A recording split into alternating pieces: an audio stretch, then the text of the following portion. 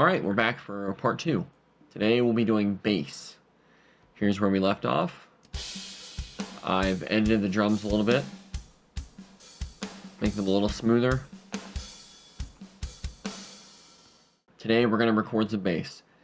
So you can do it a couple ways. You can play it in yourself with the bass guitar. You can program it in with the library, or you can play it on a keyboard. Today I'm going to show you how to play it in and also how to program it. Just insert a template. Here's my bass template. This is the bus track, and then I've got separate tracks for recording. So you're going to want to have multiple tracks for recording.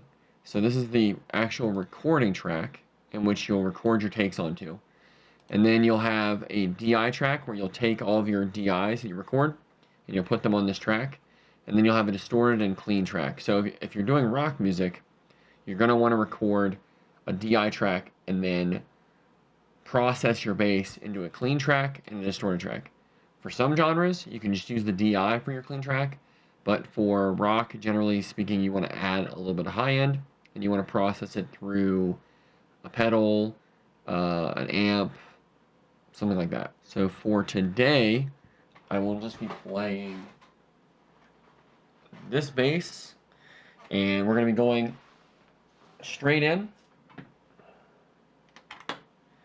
to my DI.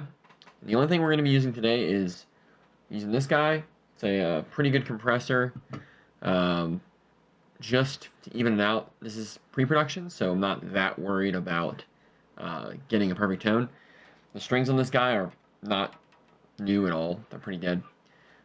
So for a final tracking, I wouldn't do it this way, but for this, it's fine. We could use this guy as well if we wanted a distorted sound, but for today, I'm not going to fiddle around with that. I'm trying to get a bass line down, just for pre-production. All right, now we are hooked up, and the compressor's dialed in, and we've got this. No sound. So, again, you go into your DAW, you'll drag this, route that there, record, and now we have bass. Signal's a little hot, as you can see, so let's go ahead and turn this volume down. Cool thing about having a compressor pedal and your preamp is you can kind of control the gain at different stages. So we're going to turn this guy down to here.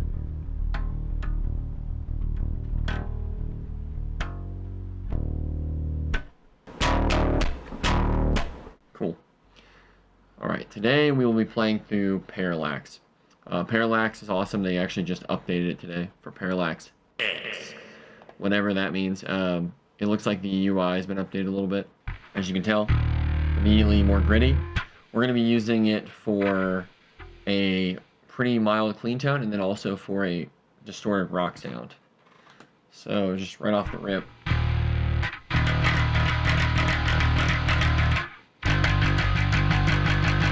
Sounds pretty decent. When recording bass, you want to be as consistent as possible. So that means whether you're playing fingerstyle or playing with a pick, you want to play consistently and smoothly, depending on your genre. So for rock, when you're playing like a chorus or when you have distorted guitar, you want to be picking aggressively. But when you're playing like a smoother part like this intro, as you'll see, you want to play smoothly with fingerstyle. Now, the compressor really helps with this because it will even out your dynamics, but you won't be able to compress your way into making a softly picked sound loud. It just helps massage your playing it. It won't change the dynamic of your playing fundamentally. I'm not going to go through an exhaustive list of things you need to do for recording bass. When we are doing final production for some of these songs, I'll walk you guys through brand new strings, proper muffling techniques, intonating your instrument, tuning for each part, and so on and so forth. For this, we're just going to do a rough tuning. We're going to play in some scratch takes so we get some ideas rolling here. Alright, now that we are plugged in, the track set up, now we need to tune. So we're just going to use a built-in tuner here. Actually pretty good. Doesn't have to be exact. If I was recording final takes, I would be really precise with this, and I'd use a different tuner, but for this purpose, this is good enough. It's very flat. String also old, which doesn't help.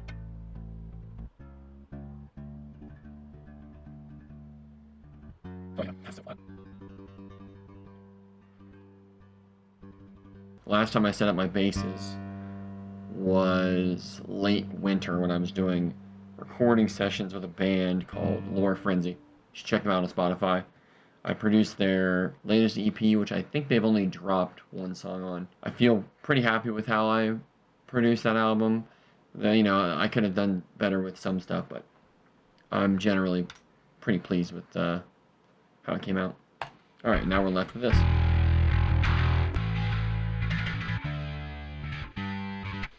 All right, good enough. Now, for this first part, we're going to be using a clean patch. So I don't know who any of these people are. I don't really care. Can we get a clean patch? Let's just flip through. You can't just... Okay. Oh, there we go. Oh, that's close. Ew.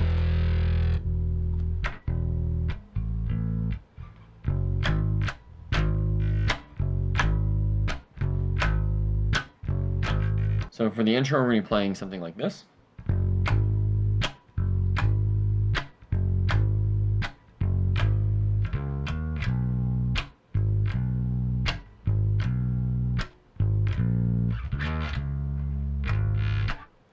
Something like that.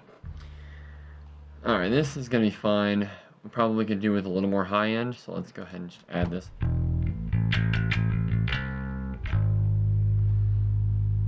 We don't need that. Bring this guy back. Okay, let's bring this. All right, let's just try playing along. Okay, so when recording, you're going to have to kind of get into the groove before you start just recording takes. Now, if you've done this a lot, you can just record and then edit and just keep iterating until you're done. But for this, I'm just going to go ahead and practice and play around a little bit before I start recording some takes.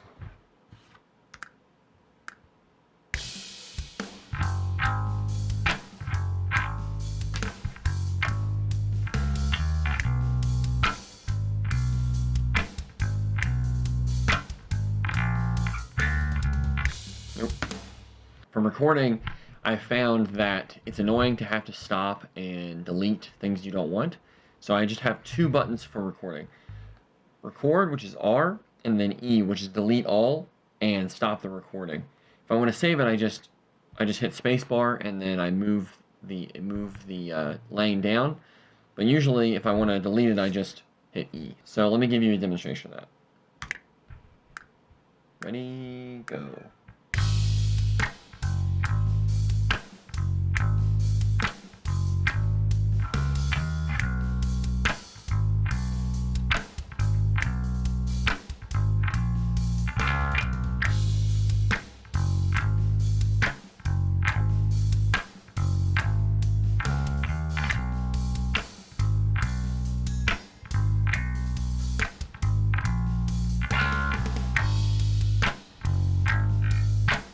So let's say I didn't want that one. Instead of hitting spacebar, I can just hit E and delete the whole thing. This will save you a lot of time. You want to speed up your workflow, especially when you're trying to punch in parts. Having to stop, save your file, and then delete all of them again is just annoying. So in a future video, I'll detail those settings. That way you can kind of speed up your workflow. Again, I got this stuff from Reaper Tips and other YouTubers. Yeah, those guys are super helpful. Let's record this.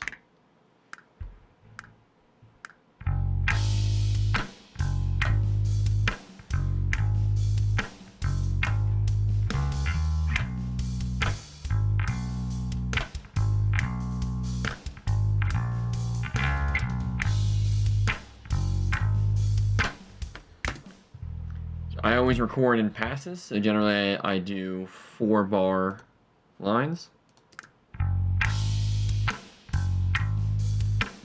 So the clicking is nice for like a live context. Normally when you're playing live in this kind of music, you want to...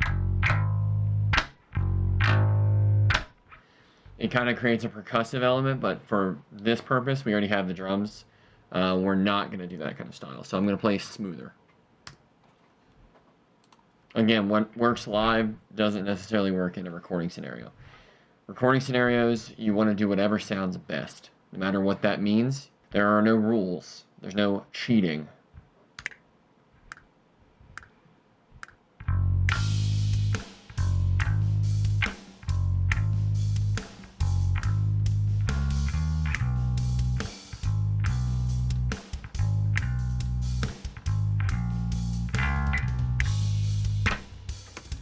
So that's smoother, better. Still a little bit of clicking, but it's whatever.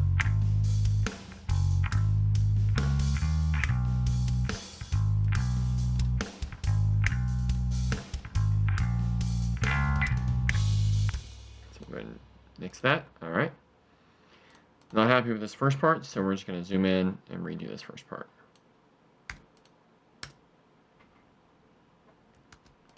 Move this guy down to the DI lane.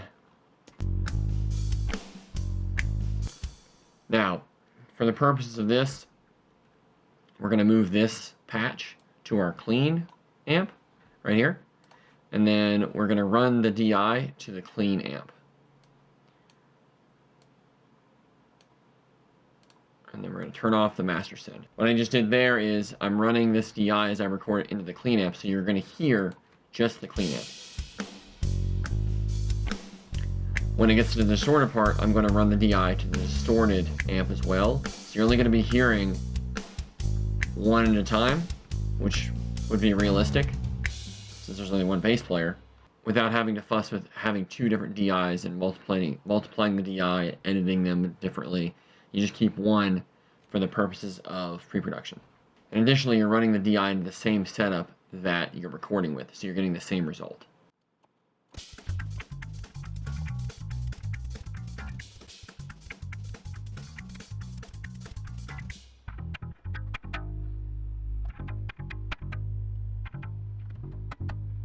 Just going to manipulate the compressor a little bit and the settings on the bass to get less clack.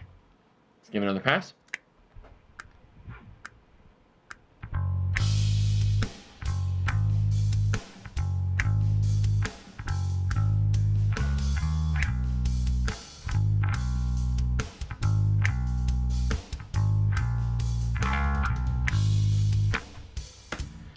All right. Seems good enough.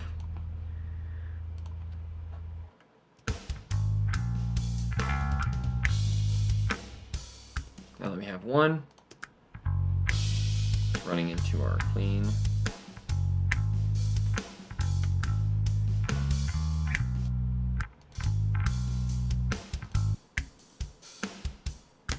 Now see what I've done here is when you mute your clean bass track, because of the way it's routed, you're not going to hear your DI track, which is fine because I don't intend on using the DI on its own. I'm using it through this clean amp. But as I count my takes, my DI will continue to go in here and affect my other tracks.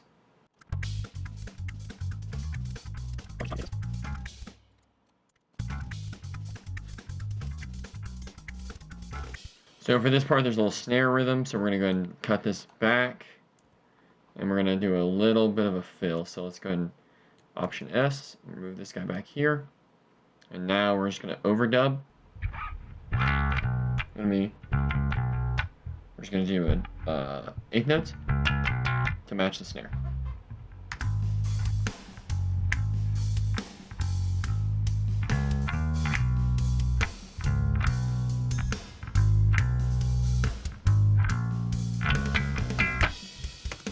There's an art to sort of playing in your overdubs, so you'll notice how I overlapped a little bit, and that's to get the sound ahead of time.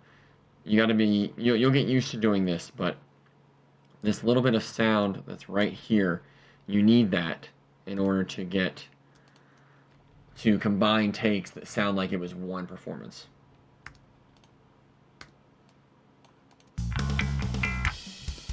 So that was too clacky, so we're going to undo that. And we're going to redo this. We need something a little less clacky.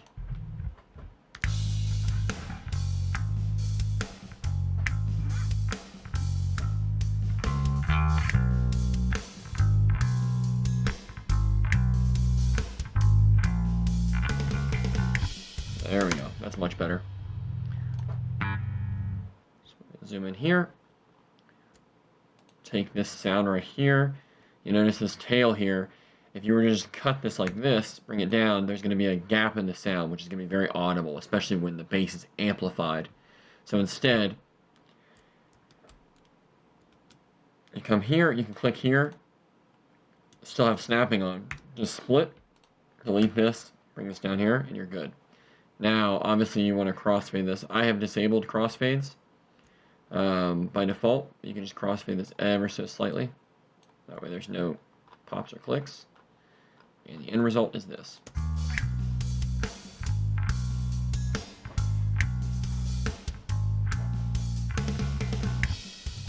There you go. Now we'll go and copy paste again.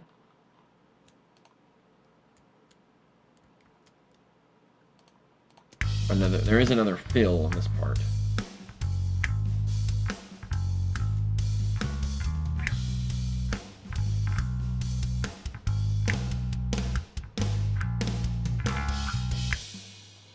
Now there's two thoughts here. Your bass and drums can always follow each other, and you can do fills together, or you can continue and just keep playing. So sometimes contrast is nice. Sometimes unity is nice. It all depends on your taste and what kind of syncopations you're going for. So for here, I kind of like the bass playing these notes during the fill. But I kind of want the bass to go, but I think I have an idea for that kick and snare pattern. So I think it's going to be something like this.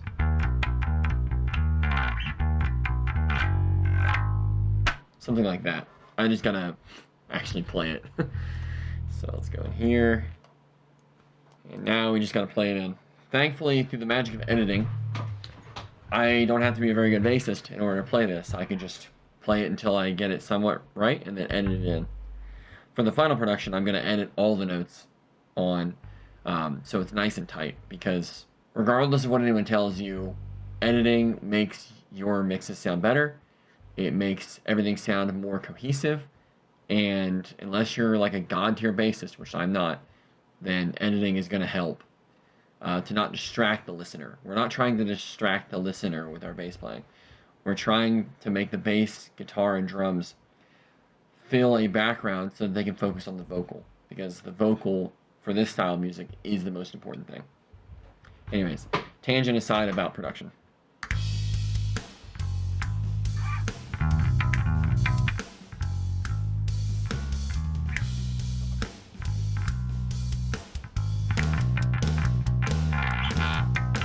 Oh, messed up. We'll start here.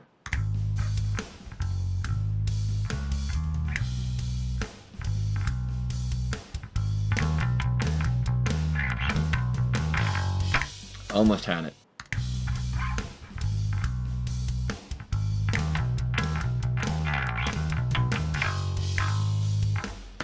That takes probably good enough for now. If I was doing final production, I would just play the first part and then end it in that second part. So let's zoom in here. Now, I'm not going to belabor this point too much right now, but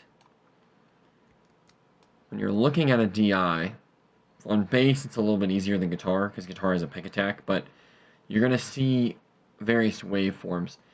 When people talk about being in phase, what they're talking about is this relationship here, where the waveform moves down. Let me zoom in a little more. When this waveform moves down and then up and then down and then up and so on and so forth. So ideally what you want to see, and you can't see this because my drums are still MIDI, they're not audio, is when the bass is moving one way, the kick or the snare is moving the same way for maximum impact. So if the kick is going down on that first hit, you want the transient of the bass to also be going down. If the transient of the bass is going up, they're in the same frequency range, and they're going to be flamming or phasing. You're going to hear this thing called phasing. That's what people are talking about when they talk about phase. What you can do is you can increase this so you can see this a little better. So right now, this note is going down. So I'm going to go ahead and cut this right here. Bring that up. And now let's listen to this in context.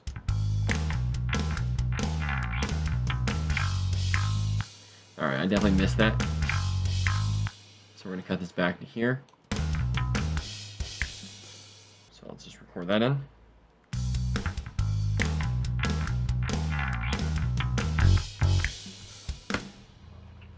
There's no such thing as cheating in the studio.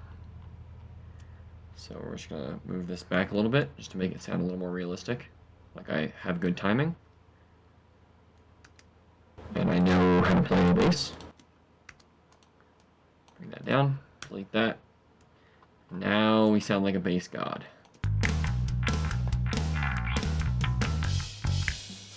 Cool. I don't like this slide, so we're gonna cut that out.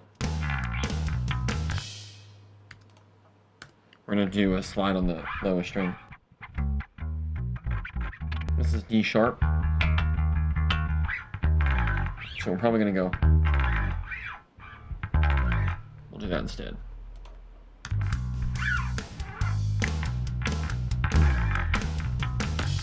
Sounds much better. Generally speaking, slides sound better on lower strings. They kind of sound weird on higher strings.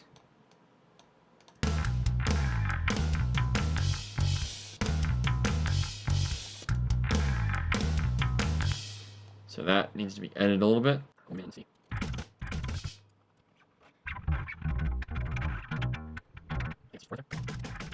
I said I was just going to play this all in separate parts, and I should have just played it in separate parts. Alright, let's listen to it. Let's play that in.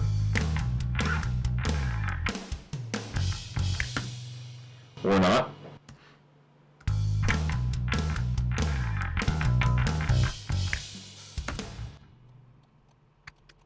Now let me introduce you to the magic of slip editing. So we're just going to grab this and move it with shift.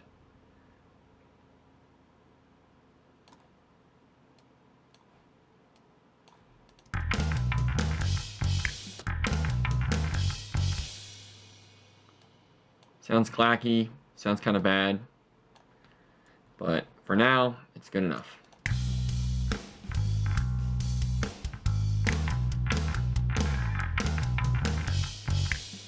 Yep.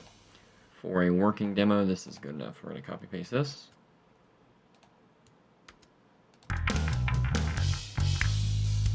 Might lower the high end. Let's just lower this. Yeah, there we go. It's too clacky.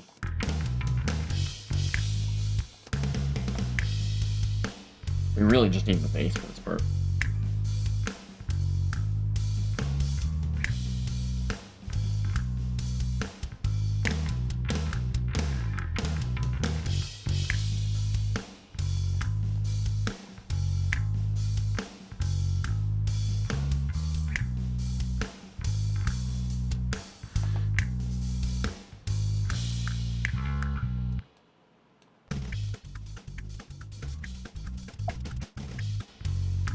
Yeah, there we go. Now we're cooking. We are playing the bass.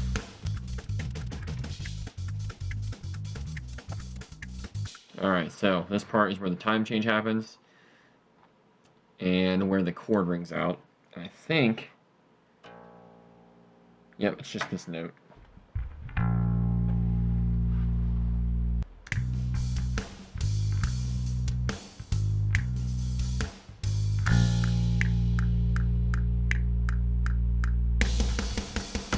I think it's going to be... I'm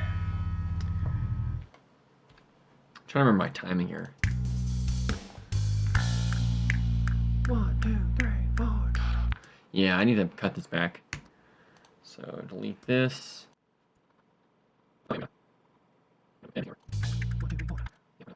Markers. I put markers in places to remind myself, so this is going to be the 1, 2, 3, 4 count off marker. So I remember to record that later.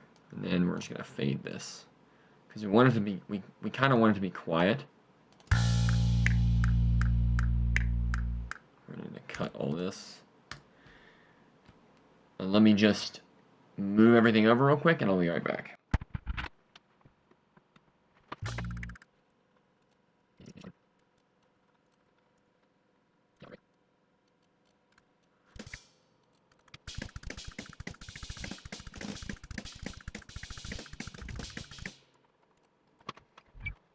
we are back. I'm just going to go ahead and split this, move this down, zoom in to make sure the transient's not cut off. Yeah, we're good. It's good enough for this.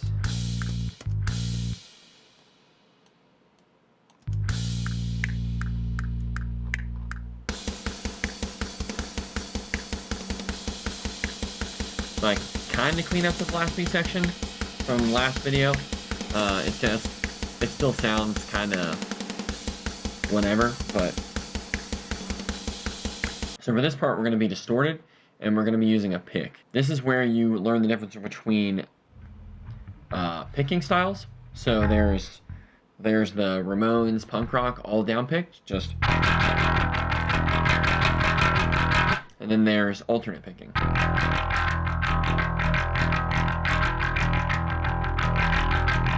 You'll notice there's a difference, even though they're both eighth note intervals of picking. And that is because of the character of the pick. So for this part, we're going for a blast beat where it's all down picked. In some contexts, you want the down pick sound, which is here. Sometimes you want the alternate pick sound if you want it to be groovier. This is supposed to be just kind of like in your face, like da da da da da da da da. If it wasn't like that, if it was like a smoother part, you would want alternate picking. When I'm recording through a sim like this, I don't want to change what I'm doing here. I want to save it and then use it again later on. So what we're going to do is we're going to take this guy right here. This is my clean sound. I'm going to this is going to be on this track. I'm going to move it back up here. So now I have this is the clean sound. I'm going to rename this. So this is just going to be clean bass. And then I'm going to deactivate it. And I'm going to activate another instance. And this will be my distorted bass. So now, we're just going to figure out a good distorted patch to play. And for this, we're just going to play through until we find something we like.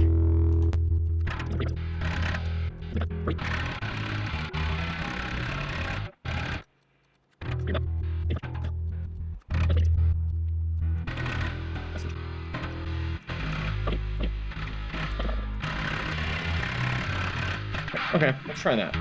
It's not perfect. It's actually a little too much distortion, but for now, it's fine. We'll just use this. Turn the click up a little bit. Noise gates. Pretty cool. Let me turn this up a little bit so I can hear it.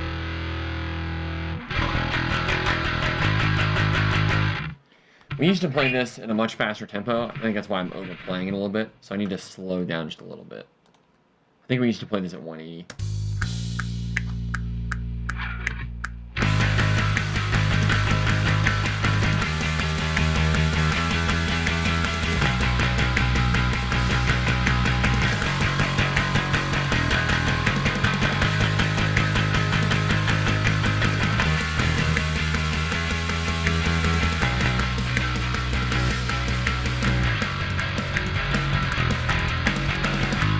You can hear the difference between all down pick and then alternate picking. So alternate picking is a lot smoother. It's just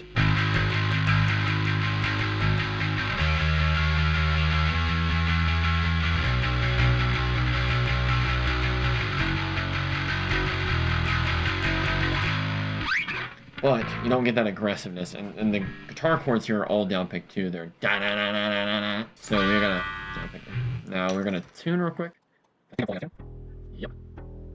Now, if you're recording something for final production, you would want to be tuning. People are like every take, or that's a little time consuming.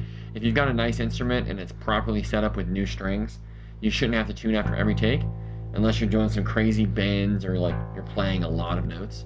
For basic rock, you shouldn't have to tune every take. If you tune every take and you're recording like a full album, like 10 songs, it's going to take you forever to record anything.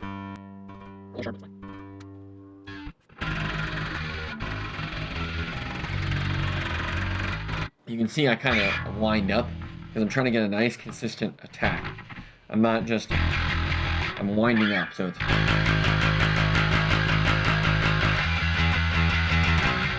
My technique's not amazing, but for nice, consistent, heavy attack, you gotta kind of wind up and then put some strength into the strings. Alright, let's go ahead and record this next part.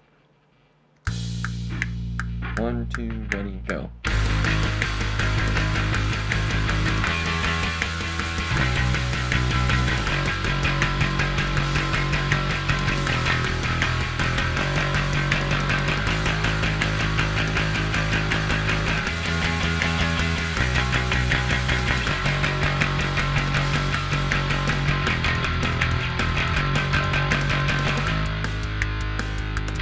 Alright, sloppy, not great, but as you can see, I'm trying to be consistent. So if you look at all these plucks, they're all relatively the same size, generally speaking. These ones are different.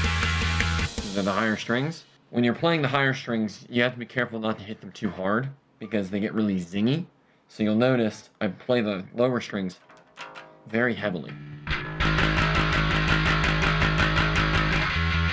And I kind of lighten up on that because if you play these full strength, you hear how twangy they get. So you want to play these a little less. So play lower strings. You can like wind up and just slam those. But for the higher strings, you want to, you get more bass and you get a softer attack. When you hit these really hard, you get twanginess. So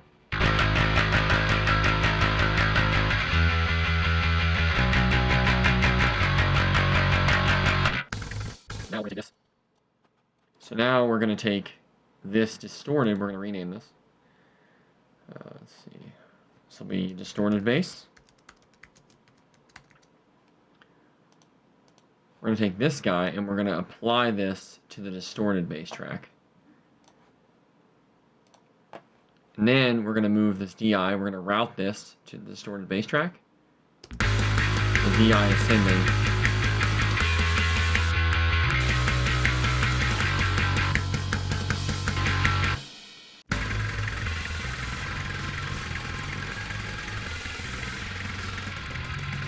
Alright. Now I just muted the clean track, but really you could manipulate the DI and put it on each track, which I'm probably going to do. Or you could just mute out the track. For right now, since I'm only working on a distorted bass, I'm just going to mute out the track. So let's go in here. So right there is where the note kicks in. So that's where the drum and bass are only playing. So this part goes into a verse, which is just drum, bass, and vocals. There's going to be a build-up progression. When arranging music, you want to think about how you're going to change the song over time. And this is going to be a very standard, starts with just kick, snare, bass, vocals, and then we add layers, we add rhythms, and we add and change things as we go through the verse. So.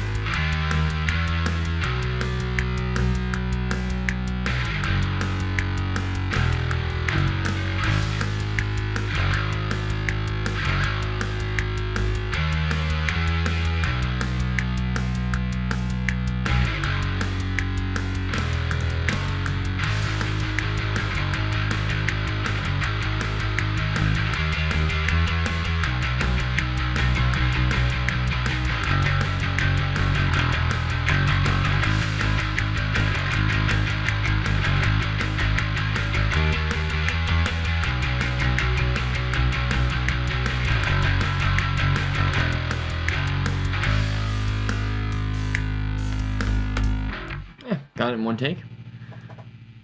And that part will change to clean, so we're going to go ahead and just cut that all back. Just go in here.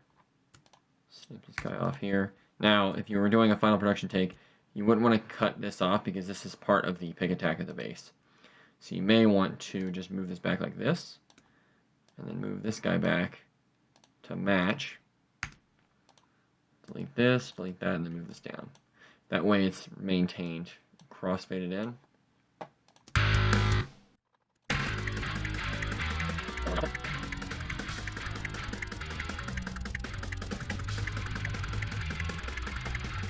Rhythm is not perfect, but Close enough.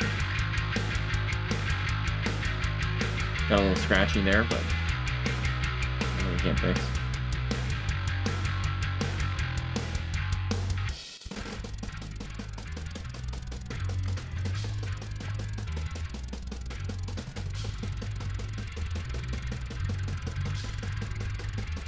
Again, it's close enough. We're trying not to get sucked into the specifics for how these tones sound. We're just trying to get song parts written. Now we're going to go back to the clean part.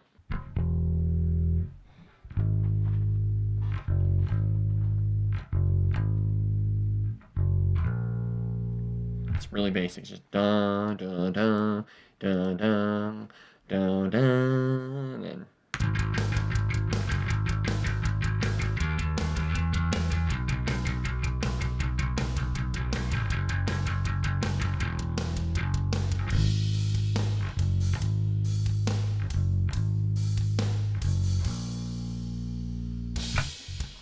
right into the chorus. Super simple.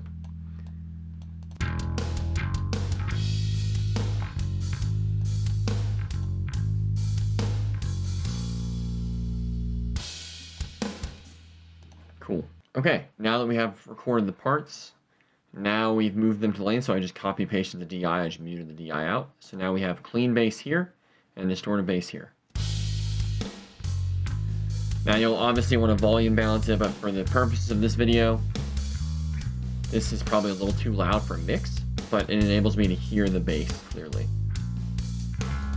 I can go to the mixer here and just duck back the volume a little bit, or we can just go into the plugin as well. I like it to be somewhere between -12 and -18, just for demo purposes. It's just something that I do.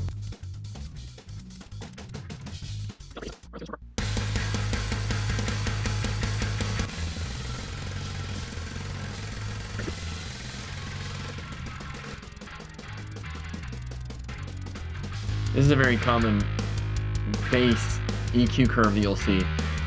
Bass, high end, and then a huge scoop here.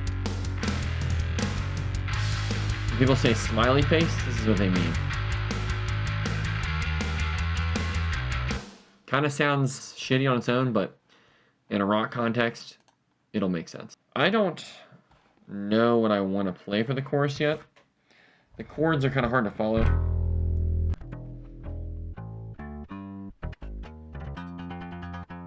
My intonation is off for sure, but not a big deal.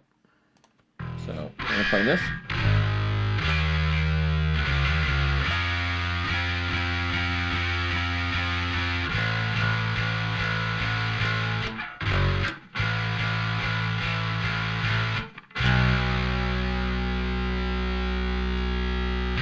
Now what we could do is we could play this down as well. So thankfully this has a transpose feature. Let's just do 12.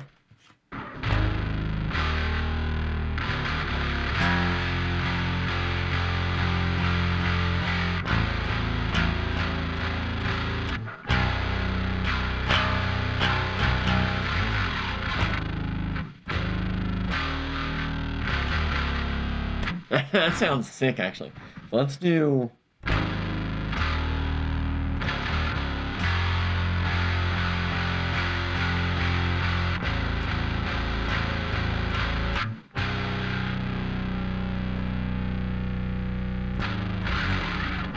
So for this, we might do both. Now, what we could do is, for the demo purposes, or for pre-production purposes, we could simulate playing it an octave down, which would be like playing it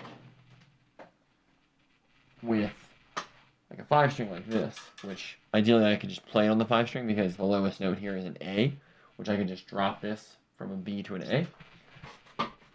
We'll do the regular bass, and we'll duplicate it so there's no issues with 2 passes.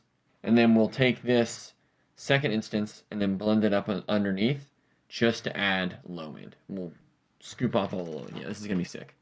Let's go and play this in.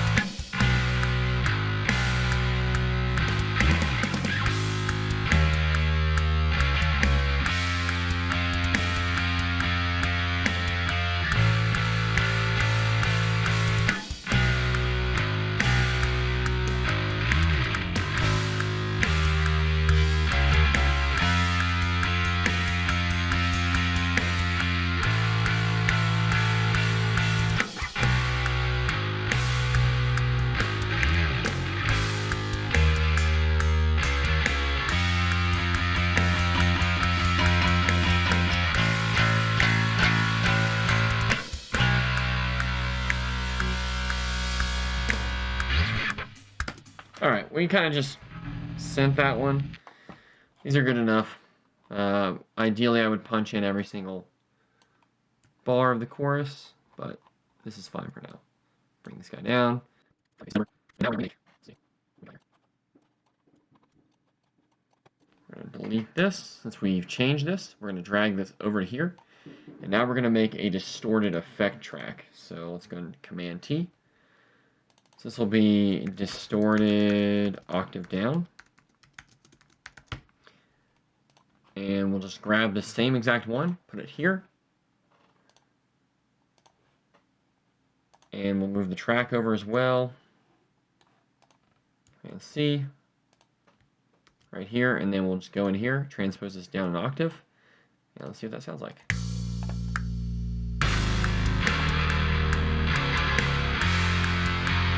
Obviously it's too loud, so we're going to lower this. Actually, let's lower it in the output. Lower. We're also going to get rid of this guy and this guy. So it's just the low end.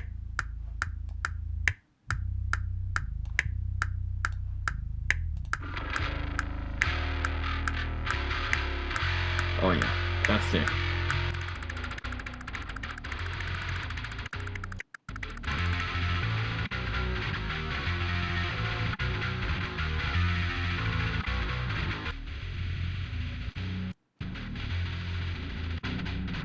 Wow, this sounds sick. We're just gonna be careful with the volume.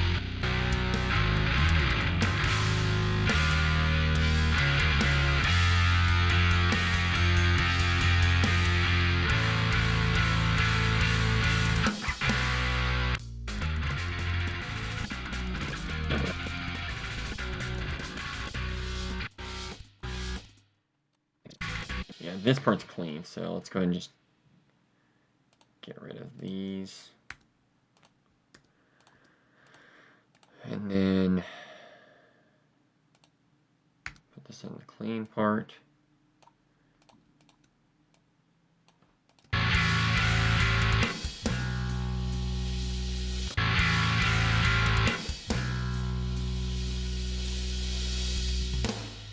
There we go. Cool. All right, so now we've recorded the bass for the chorus. Now I need to figure out what I'm doing for this next part. I kind of want to do a second verse, and I think I am going to do a second verse. So we're going to repeat this next part. So we're going to have to go in and change, because this is the bridge, this 120 section. So we're going to have to move everything.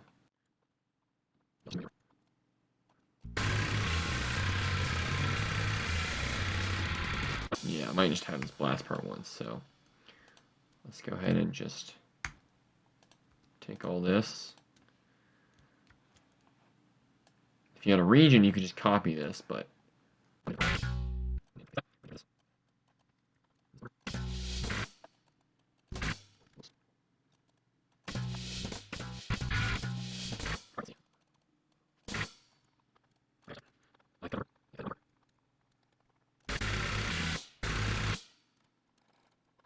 see.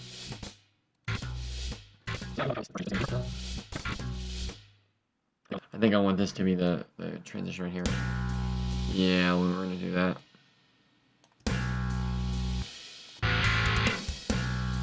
Yeah, okay. So let's just make a marker here. This is going to be the time transition back to 160. I'm going to cut this down a little bit.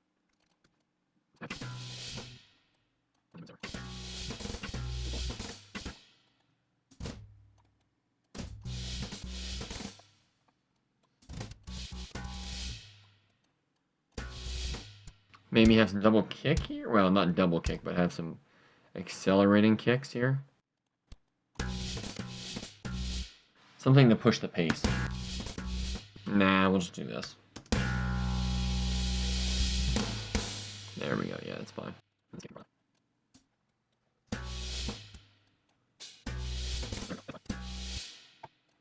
check. A little bit. You can read a little more. Nice. Right to time velocity. There we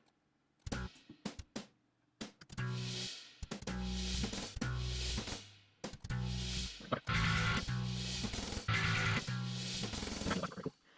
Okay, let's go over here. Let's copy this guy over so we can get the...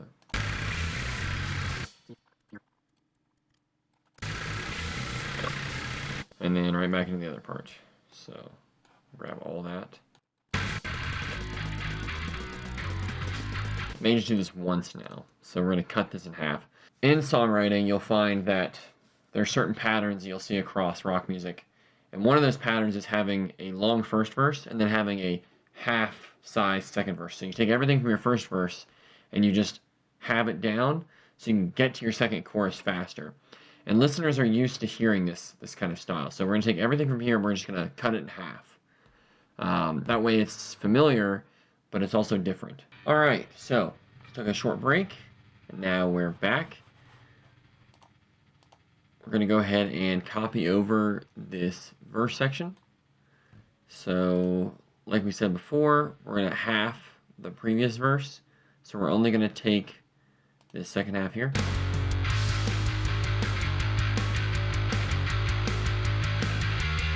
So let's go ahead and cut this.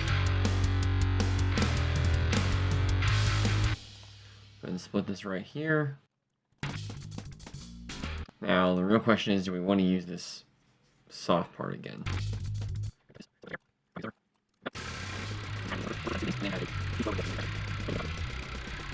Now we'll repeat it. It's fine. I kind of like this little part right here. We'll just go ahead and copy all this stuff. Okay. Now we're going to change the time signatures. Shift, add a time signature change here. 70. Okay. And then shift, add a time signature change here. 140. Okay. Actually, I can go ahead and play this in. But yeah, we can add a fill in there even.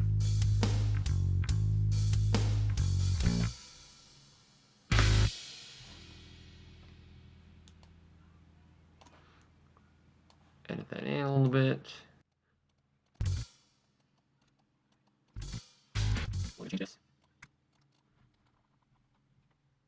Add just a very simple little fill.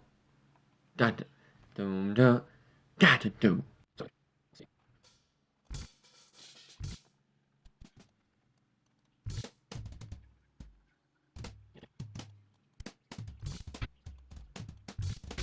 Maybe it needs to be a faster fill. So when writing fills, you have to kind of visualize and understand how a drummer would play this. So in my head, I'm thinking do do ga do do, but I'm trying to think of like how they would play that. So this would be a snare flam, like this.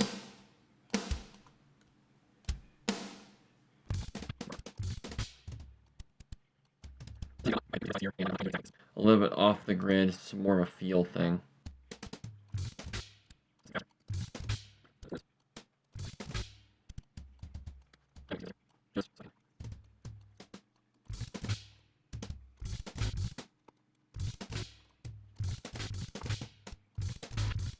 Yeah, that's not bad.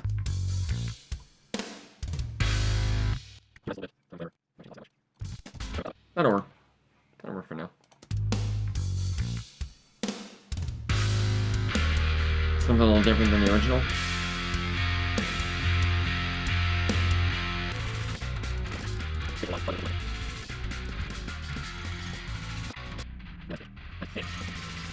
And then we're going to go into this bridge part.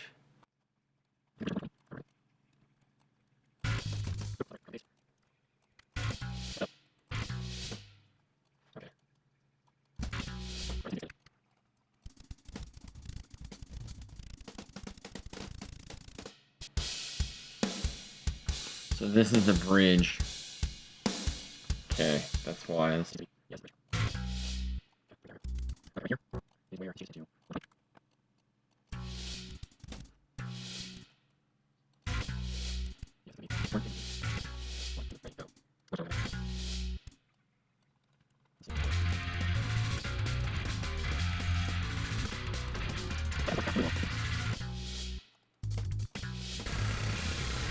song is already...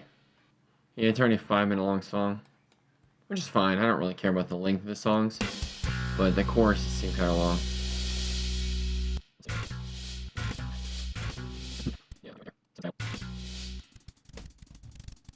Okay, so for the bridge of this song, there's these pretty heavy chords that are... it's like a B... It's like 2 power chords stacked on top of each other. It's a B chord, so it's a very basic 4-chord rhythm that just goes like this.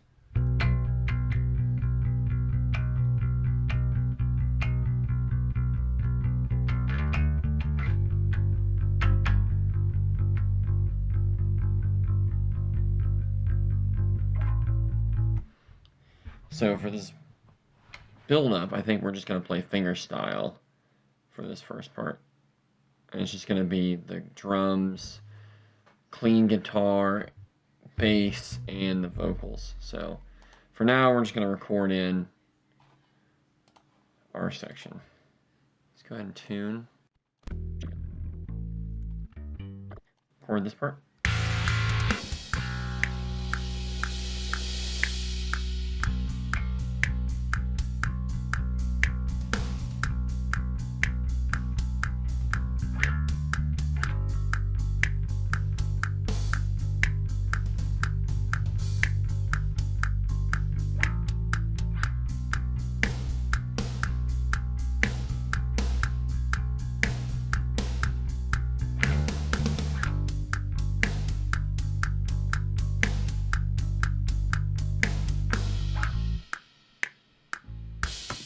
Okay, I guess you just don't play the last note. Alright, maybe it's just that. Let's try that.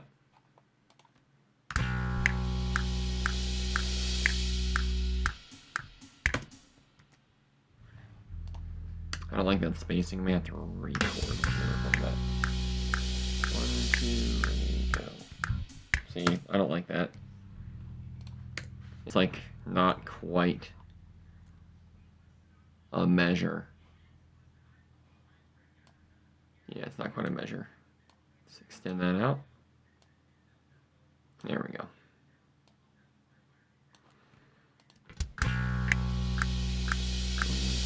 Ready, go. There we go. Yeah, like that much better. 2, ready, go.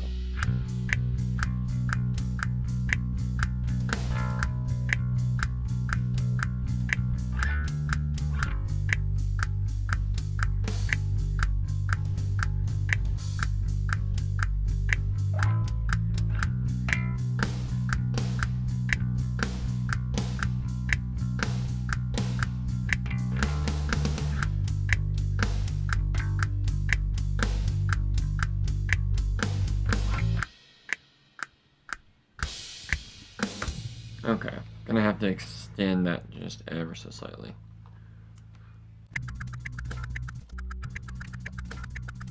So there's a lot of inconsistencies, I'd say, in the playing. Overly twangy in some parts where I didn't quite have as much control as I wanted. Right there. Yeah, we're gonna have to, I just, when I wrote these drums last time, they just weren't written correctly. To go in and change that.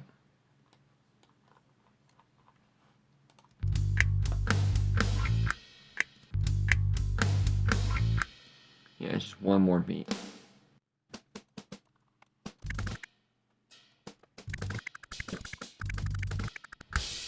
Yeah, there we go. Cool. All right, copy that over. Let's see. Now, yeah, that goes into the distorted part. So we're going to switch over to distortion. Might have the octave on here too, just because this part's pretty heavy. Pick over to pick, distorted. This part might be okay, an alternate pick, just because the chords are kind of smoother here. Alright, let's go and record this.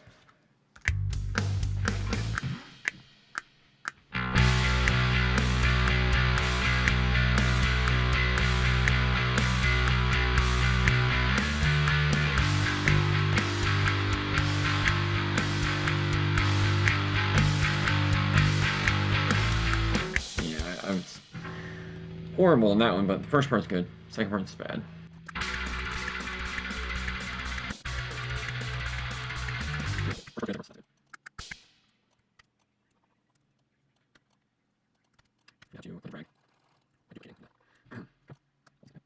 You want to make sure to pull back right here so this transient doesn't get lopped off.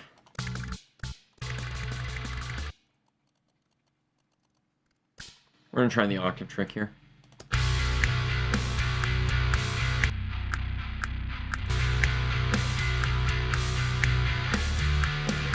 Yeah, seems cool. All right, let's record the next part.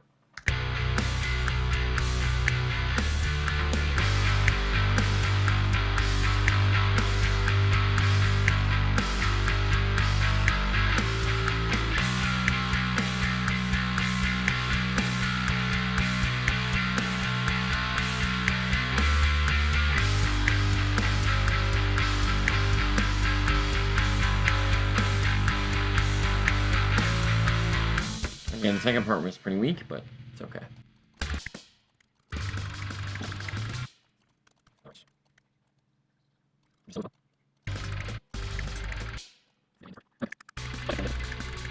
And this part has the lyrics, the repeating lyrics. So it's like...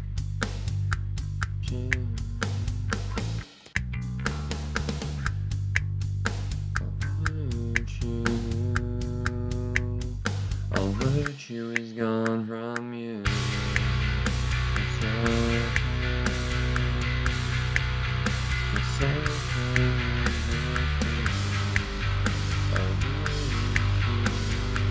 Yeah. The guitars are so heavy here. I love the guitars in this part.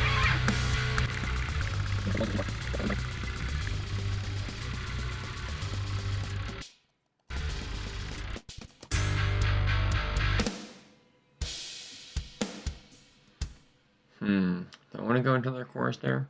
Well, we'll set it up for the chorus. Just for now.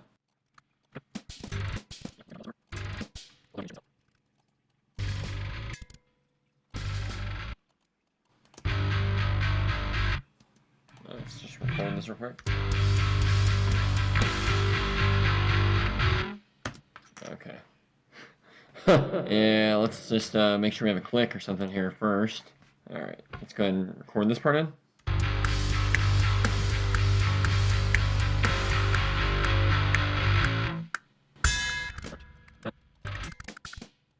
Figure out what's going on here.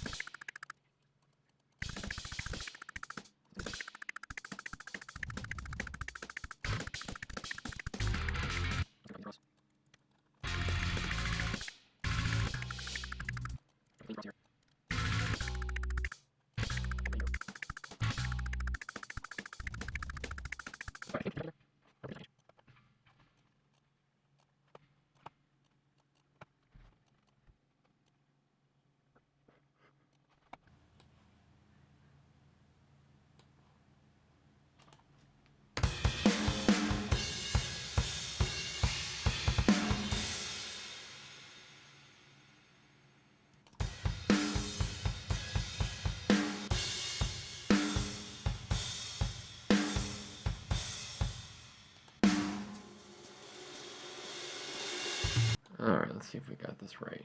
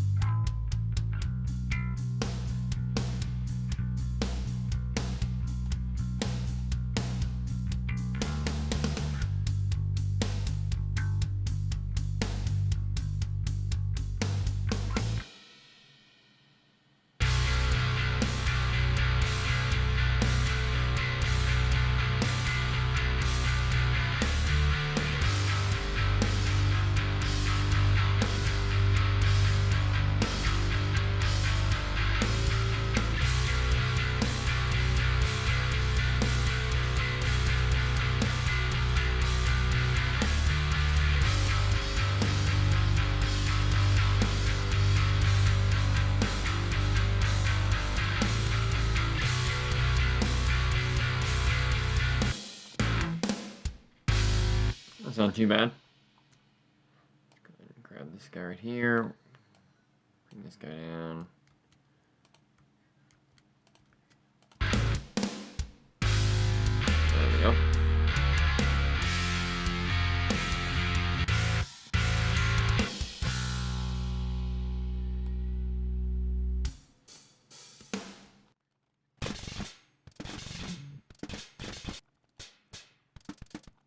Okay, so now we've made it to the end of the song, at least as it's templated so far, and this is where it transfers over from 4/4 to 3/4. One of the only 3/4 sections we have in any of our songs. This was built from a little jam we did in my old studio. 2, ready, go. So right there is where it's going to change to 3/4. Same BPM. Just 3/4.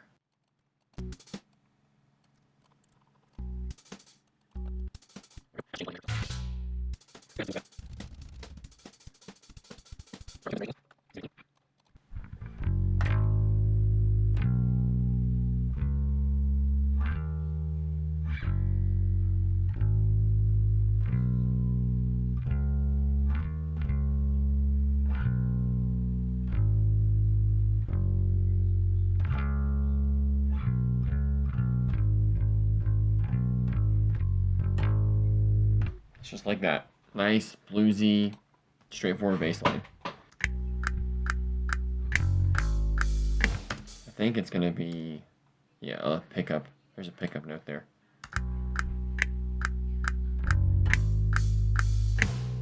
Yeah, so I need to go ahead and cut this back for the pickup note.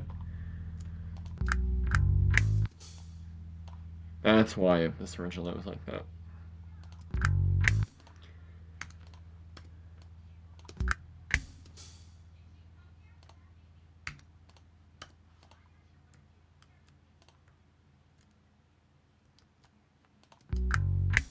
There we go. Alright, pickup note is included, so now I can just play. So pickup note is added. Now we can just play it in.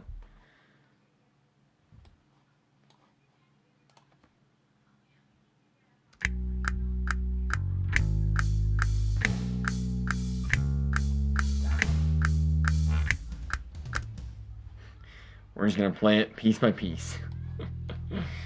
Oh, man. All right.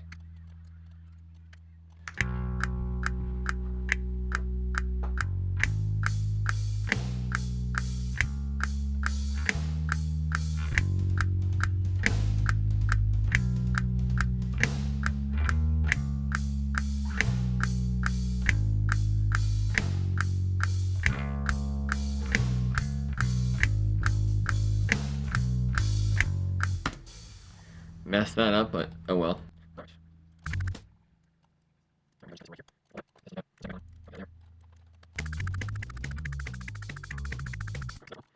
So this is where,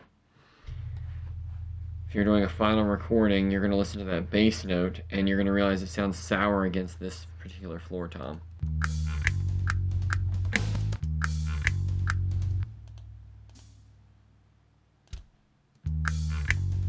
Or sounds sour against that kick. But that is a production decision for later. For right now, it's fine. Alright, let's record that last part.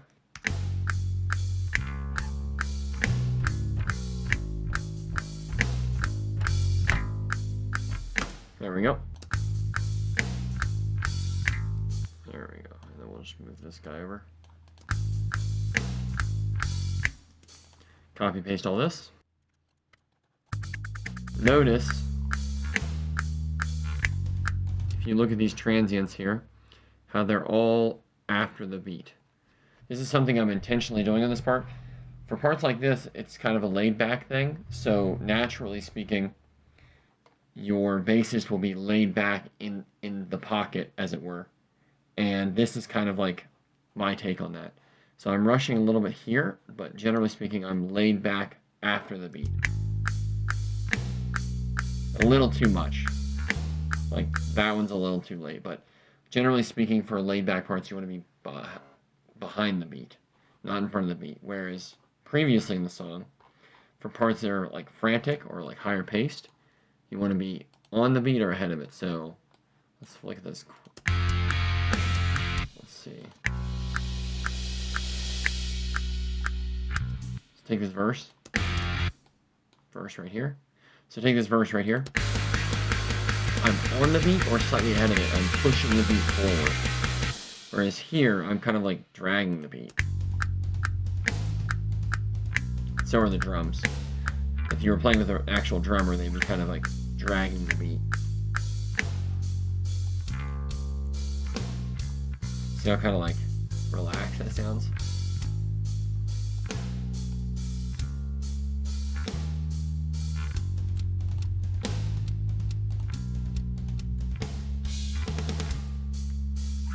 Wow, that was a nice little fill there. Forgot to program that. So these little tom fills are nice.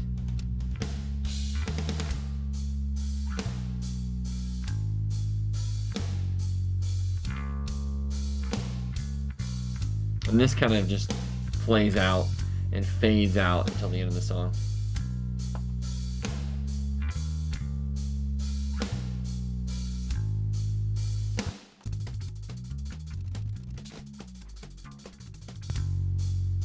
Oh, I copy pasted the wrong part. There we go. So then this whole thing fades.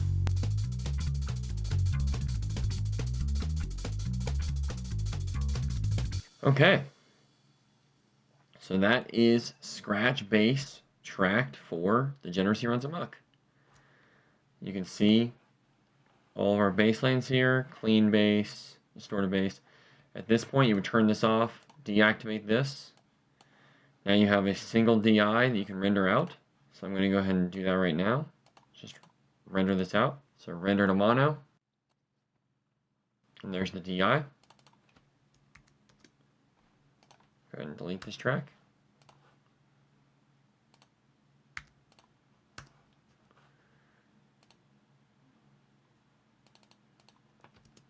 So I like to, after the DI has been comped, I like to render it out, rename it to the original DI for further editing.